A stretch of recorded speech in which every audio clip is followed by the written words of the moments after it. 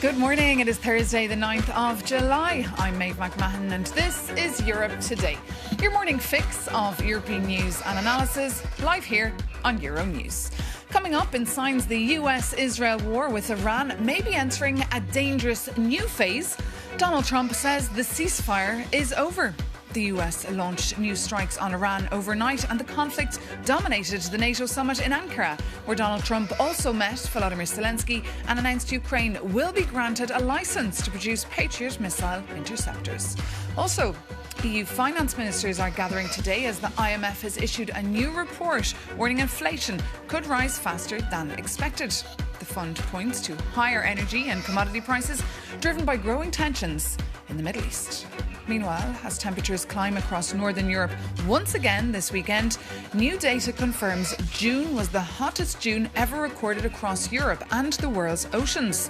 Scientists say the Omega block claimed around 3,700 lives here in Belgium, France and the Netherlands and took a heavy toll on ecosystems, agriculture and labour productivity while fueling destructive storms, drought and wildfires. But first to Ankara, where the much anticipated NATO summit has come to a close with record spending commitments for Europe and Ukraine. But the mood was dampened by the US President Donald Trump declaring the ceasefire over in Iran and reigniting his demand to control Greenland. For more, let's bring in our NATO correspondent, Shona Murray, who's been following the summit all week for us. Well, good morning, Maeve. Look, we know that the object of this summit really was for NATO allies in Europe and Canada to prove that they're on a credible path to spending 5% of GDP on defence by 2035, as agreed at the last NATO summit. And I think we can say that they achieved that part for sure.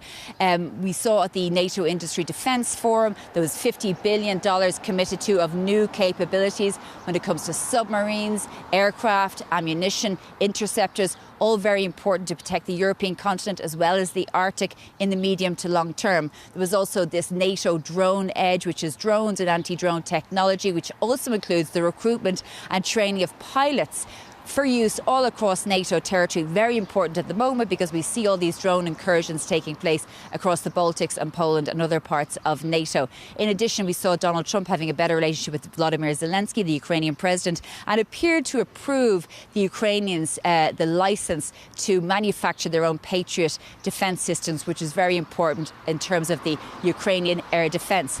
But as with Donald Trump, you're only one sort of issue away from the whole summit being upended. And we nearly had that because when he arrived, he castigated his allies over the war in Iran.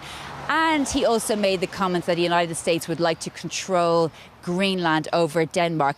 Take a listen to John Bolton, his former national security advisor, saying that Donald Trump does this just to court controversy. He's trolling people, as they say. In the first term, I was in his office once. He was dictating a tweet, and he told the person typing the tweet, capitalize all the letters in that last sentence, which a lot of people, it drives them, it just is very, very distracting for people. And he turned and said to me, do you know why I just said that? And I said, no, why? And he said, because it drives them crazy. So why does he talk about taking Greenland? Because it drives them crazy. That's what it's about. So that was John Bolton, Donald Trump's former national security advisor, making the point that Donald Trump makes these outlandish statements in order to create division. But we have to listen to the Prime Minister of Denmark as well yesterday, Mette Frederiksen, and she made the point that Denmark takes these comments very seriously. She said that Denmark was ready to protect all of Danish, Greenlandish and NATO territory, but she called on the United States to respect the sovereignty of Greenland and Denmark. And I think it's worth also pointing out that the Prime Minister of Greenland just a few months ago said that when he met the US envoy to Greenland, that the United States had not changed a position when it comes to taking over or having Greenland. So this is still an issue that is particularly ongoing and should be taken seriously. I think that's the point as well. Maeve? OK, Shona Murray, thank you so much for that update there from Ankara. And now to dive deeper into the outcomes of that NATO summit, we can bring in Jamie Shea, former NATO security advisor who spent many years here in the headquarters of NATO in Brussels. Jamie Shea, thank you so much for joining us. Curious to hear your view. Was this a successful NATO gathering? I think, yes, ultimately it was. And good morning to you too. And thanks for having me on the show. It ended better than it started. Clearly, Trump was in a more friendly mood towards the alliance in the private meeting. And I suppose that's the one that really counts, than in some of his public remarks. For example, he did say that the US is staying in the alliance. And somebody like Trump hearing that is not always to be taken for granted. He signed off on a communique, which may not be the most interesting thing for the media, but it's important for diplomats. The official text where the US committed itself to NATO Article 5 collective defence and called it ironclad. These were the kind of things that the Allies wanted to hear. And of course, he also showed some satisfaction, unsurprisingly, with the fact that his message on defence spending has been heeded. Mark Rutte and the other allies were at pains to point out that over the last year, Europe and Canada have spent 11% more on defence. The figure now is about an extra $250 billion over the last 2 years on military budgets. So although 5 allies out of the 32 today are on that 5% target, so there's still a long way to go. Allies have until 2035, but all of them practically, with a few laggards, are moving in the right direction. So the summit was designed, of course, to be a Trump-pleasing summit by showing that the responsibility for NATO is moving both financially and militarily onto Europe. So I think, yes, so, people were expecting a rough ride with Trump. You always get that. But as they said about Wagner's music, it's better than it sounds. And I think it ended up on a more positive note than people had feared when Trump first arrived in Ankara. And as you say, months of work, of course, goes into organising these summits. So as you say, officials are happy for now. But of course, Trump was very critical of allies like Spain and the UK. Is this really the end of NATO, do you think, as we know it? No, I don't believe so. But, whether Trump doesn't like NATO or does, the messaging changes. I think, if you look at the trend line, it's been pretty clear now, and for a decade or so already, which is that the United States is going to stay in NATO, which is good, but it's going to do a lot less in terms of holding up the collective defence than allies were used to during the Cold War. For example, just at the NATO defence ministers meeting a couple of days before the Ankara summit, the US Secretary of War, Pete Hegseth, announced a number of significant reductions in US contributions to the NATO full structure. Only 1 aircraft carrier now instead of 2, 1 strategic bomber instead of 2, far fewer drones, far fewer fighter aircraft. And Europe has had to scramble to sort of find in its own arsenals those capabilities to replace the US. We have the spectre of 5,000 US troops leaving Germany. Some of them may go to Poland, but it's not certain. I mean, the good news is that the United States continues to uphold nuclear deterrence for Europe. That's important, and stays in the NATO command structure. But everybody now is talking about NATO 3.0, whereby they mean a NATO which is going to be run, financed, resourced, operated, Europeans in the front line, much more a European show and less an American show than the NATO we've all been used to from our fathers and grandfathers. And just on Iran, though, we saw, of course, the war flare up in the last couple of days. Trump says the ceasefire is over. Where do we go from here, Jamie Shea? Well, I think we need to wait and see, because clearly the talks with Iran have not yet been broken off, even if they're not going anywhere fast. I think, Trump knows from opinion polling in the United States and even the Senate passing the War Powers resolution that this war is not popular at home, even with his own Republican MAGA base. The Americans want him to end the war, and he's got the midterm elections coming up. So, I don't think he voluntarily wants to get back into a full-scale war against Iran. For Europe, of course, it's very bad news, because if Trump, on the one hand, wants Europe to spend all of this extra money on defence, the last thing you want to do is tank the European economies with higher oil prices and inflation and higher debt costs, which are going to make it so much more difficult to fund defence. And, Europe was sort of hoping for a breathing space with the oil price going down to $60 a barrel. It's now up 5%. Who knows where it's going to go. And therefore, all of the kind of pressures that we had a couple of months ago, including, of course, things like, fertilizer not getting out of the Gulf to feed hungry people in Africa, all of those difficult scenarios are going to return. But let's wait and see, because I think it's Trump's interest to keep this memorandum of understanding going and talks with Iran going. And therefore, both sides may choose after, a flurry of activity to de-escalate once more. OK, Jamie Shea, always a pleasure to have you on the programme. Thank you so much for joining us live this morning. And now for the humanitarian lens on all of this, we're joined here in the studio by Jean-Nicolas Beuz from the UNHCR here in Brussels. Good morning. Thank you so much for joining us. And of course, as we're reporting there, the war in Iran really flaring up again. What does that mean for your job and for, of course, migration flows and the humanitarian aspect? So every time that bombs are being dropped or drones attacks occurs, we have people who are forced to leave their home, whether it's in Iran, in Ukraine, or in Sudan. So we can expect that some people last night had to flee their home because they were destroyed, but also many others will flee as a preventative measure because they are afraid that they are the next target.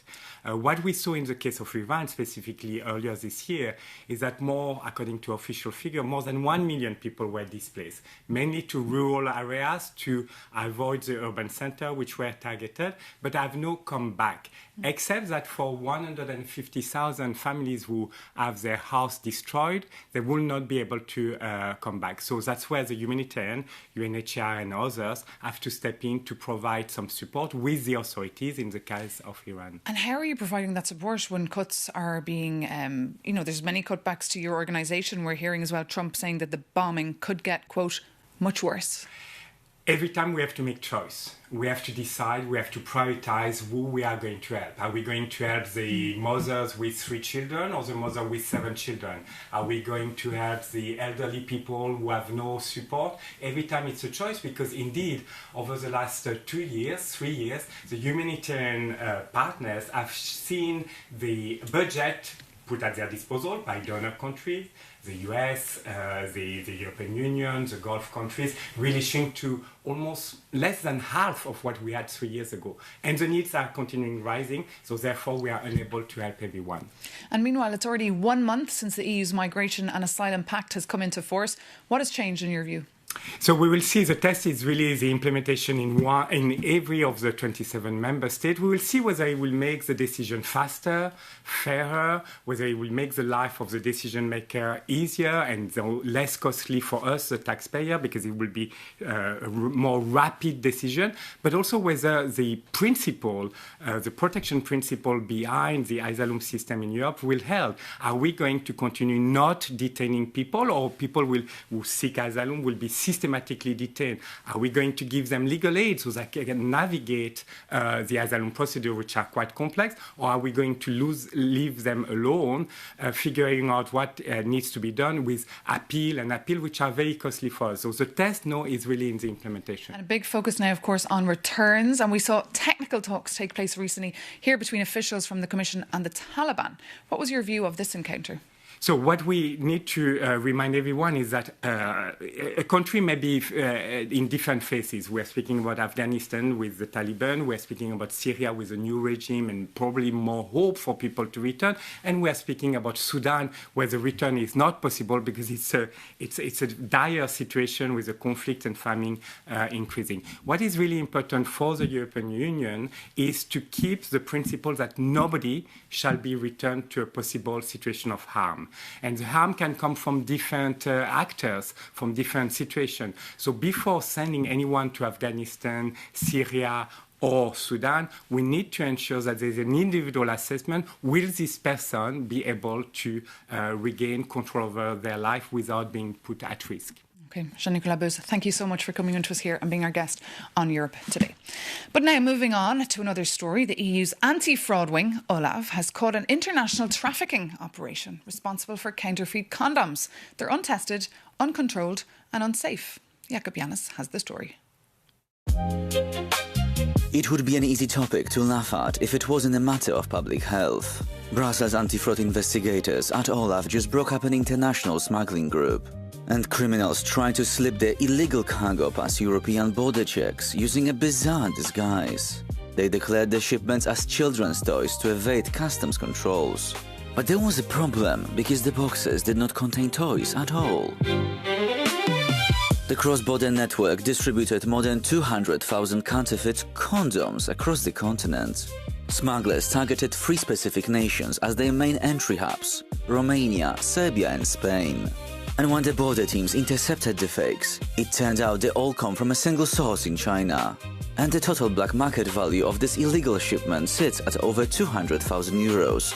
But you see, potential health costs will be much higher. The European Anti-Fraud Office warns these fakes are untested and unsafe. Or, in plain English, they can spread infections and cause unplanned pregnancies. But there is also a bigger picture here. Fake condoms are just one part of the massive black market boom across the continent. And I'll give you an example. Last year, a global Interpol crackdown seized 57 million euros worth of counterfeit medicines. And this part is important. When it comes to Europe, the main targets were fake weight loss pens and cosmetic and performance-enhancing peptide supplements. For distribution, criminals do not even need to use the dark web anymore. They simply flood social media to sell their knockoffs straight to your feed. But back to our fake condoms. Brussels claims this raid proves European enforcement works, but it also shows how criminals exploit the system. The continent still remains open to black market fakes, and with countless cases going unnoticed, it might look like Europe is left without protection.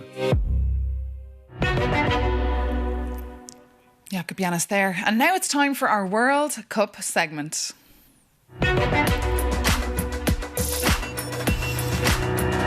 Well, following a day without World Cup action, after 27 days of games, goals and emotions, just 8 teams remain. 6 European, 1 African and 1 from the Americas. One side will be eliminated every day until Sunday. So here's 4 things that you should know about the quarter-finals. First, France probably remains the favourites, but standing in their way are Morocco, who, just like in 2022, are the only African team left at this stage. This time, though, they arrive as African champions and have a much more mature side, so expect a very good fight. Then Spain, who's the only team yet to concede a goal, with Unai Simon breaking the record for the longest run without conceding in the tournament's history. The question now, of course, can Belgium end that run? Now, the Red Devils definitely have some renewed confidence after knocking out one of the tournament's co-hosts, the United States. They've also faced Spain in the World Cup twice, losing in 1990 and winning in 1986 with a penalty shootout. And third, one team will be playing its first ever World Cup quarter-finals, and that's, of course, Norway. They've risen 12 places in FIFA's World Cup rankings since the start of the tournament, from 31st to 19th. If they beat England, they could enter the top 10. The clash will see 2 of the tournament's deadliest strikers go head-to-head. I'm talking, of course, about Erling Haaland and Harry Kane. So that is a match not to be missed. And finally, Messi. After leading Argentina to a late victory over Egypt with a goal and an assist, he became the very first player to score in 9 consecutive World Cup matches. Messi is the tournament's all-time assists hero, and he's the first player aged 30 or over to score 8 goals at a single World Cup. What record is left for him to break, and can he keep it going against Switzerland? Stay tuned and enjoy the games. But that brings this edition of Europe Today to an end. Thank you so much for tuning in, as always. Reach out to us if you have any points, comments or questions. europetoday@euronews.com, that is our email address. But from all of us, thank you so much for tuning in. Take care and see you very soon on Euronews.